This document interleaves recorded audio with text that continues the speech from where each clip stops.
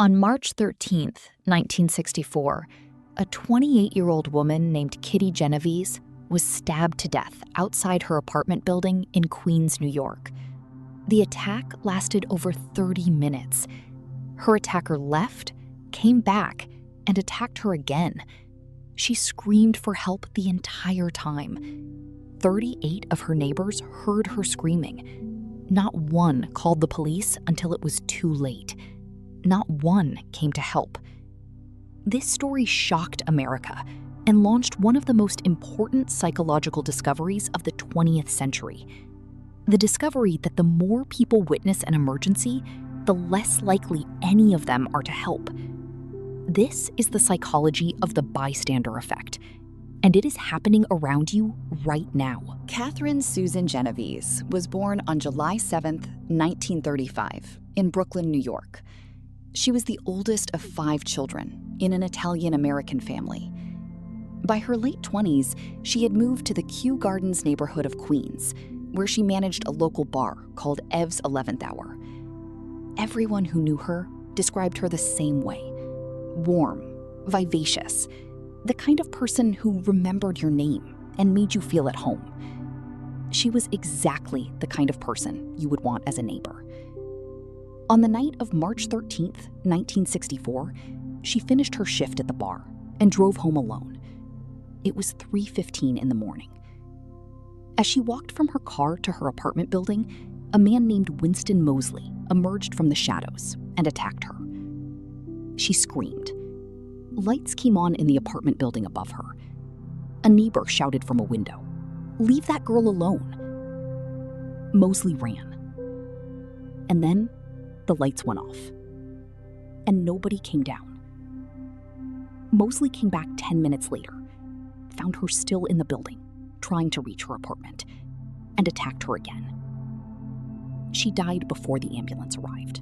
2 weeks after Kitty Genovese's murder, the New York Times published a front-page story with a headline that stopped America cold. 38 who saw murder didn't call the police. The story described 38 witnesses who watched from their windows for over 30 minutes as a woman was attacked and killed, and did nothing. Later scholarly investigation revealed the account was not entirely accurate. A 2007 study published in American Psychologist by Manning, Levine, and Collins found that the number 38 was likely exaggerated, and some witnesses may not have fully understood what they were seeing in the dark. But the core of the story was true. Multiple people heard Kitty Genovese screaming for help, and nobody intervened in time.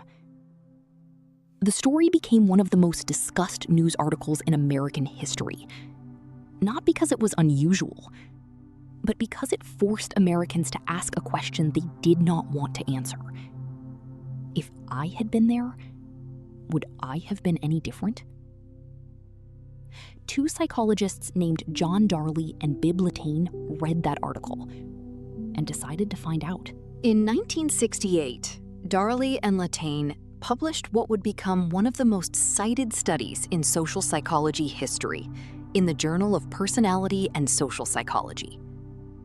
They brought college students into a laboratory and told them they would be participating in a discussion about the pressures of university life. To protect privacy, the discussion would happen through an intercom system. Each participant was placed alone in a small room. Some were told they were speaking with one other person. Some were told they were part of a group of 3. Some were told they were in a group of 6. Then the experiment began. Through the intercom, one of the voices, which was actually a recording, began speaking about difficulties adjusting to university life. Then, the voice mentioned that he was prone to seizures under stress. As the conversation continued, the voice began to stutter, then to choke, then to say he was having a seizure and needed help. Then, silence. The researchers measured how quickly participants left their rooms to get help. When participants believed they were the only one who could hear the seizure, 85% went to get help within 60 seconds. When participants believed there were 2 others who also heard, only 62% helped. When participants believed 5 others had also heard the seizure, only 31% helped, and they took much longer to act. The more people who knew about the emergency, the less likely anyone was to respond. This was not callousness. This was not indifference. This was a fundamental feature of human psychology that nobody had ever identified before. Darley and Latane called it the bystander effect. So why does this happen? Why do more witnesses mean less help? 2 reasons, both documented extensively in peer-reviewed psychological research. The first is diffusion of responsibility, first identified by Darley and Latane in their landmark 1968 study. When you are the only person who witnesses an emergency, the responsibility to act rests entirely on you. You feel it completely. But when there are 10 other people present, your share of the responsibility drops to 1/10, and so does your urgency to act. Each person in the group assumes someone else will handle it. Everyone waits for someone else to go first. And in that waiting, nobody goes. The second reason is pluralistic ignorance, a concept extensively studied by psychologist Deborah Prentice at Princeton University and documented in the Journal of Personality and Social Psychology. In an ambiguous situation, human beings look to each other to determine how to respond. If nobody around you is reacting with urgency, your brain interprets that as a signal that there is no real emergency. Everyone looks at everyone else's calm face and concludes that the situation must be fine, even when it is not. Even when everyone privately feels that something is wrong, but is suppressing that feeling because nobody else is reacting. This creates a collective delusion of normalcy in the middle of a genuine crisis. Kitty Genovese's neighbors were not monsters. They were human beings operating exactly as human psychology predicts they would, which is what makes it so disturbing. The bystander effect does not only operate in life or death emergencies. A comprehensive meta-analysis published in Psychological Bulletin in 2011 by Fischer and colleagues, reviewing 105 studies and over 7,700 participants, confirmed that the bystander effect operates across virtually every social context. It operates in offices, in classrooms, in families, and online every single day. Every time someone is publicly humiliated and a crowd watches silently. Every time a colleague is treated unfairly in a meeting and nobody speaks. Every time someone collapses on a busy street and people slow down to look but keep walking. The bystander effect is not something that happens to other people. It is something that happens to you. So how do you break it? The first lesson is to assume personal responsibility, regardless of how many people are present. Research by Schwartz and Gottlieb, published in the Journal of Experimental Social Psychology, found that people who felt a strong sense of personal moral norm were significantly more likely to help, regardless of group size. The number of other witnesses is irrelevant to your obligation to act. When you see something wrong, ask yourself one question. If I were the only person here, what would I do? Then do that. The second lesson is to be specific when asking for help.